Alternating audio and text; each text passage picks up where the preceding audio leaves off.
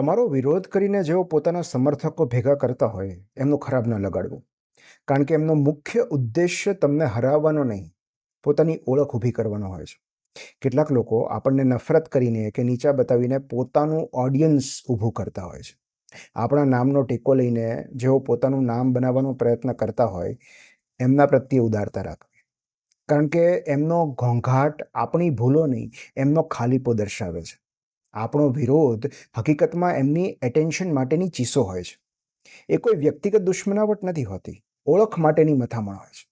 તેમને એવું લાગ્યા કરે છે કે એમના ભાગનો પ્રેમ, સફળતા અને ઓળખ ઈશ્વરે આપણને આપી દીધી છે. તેથી ઓળખ બનાવવાને બદલે તેઓ દુશ્મનાવટ બનાવે છે.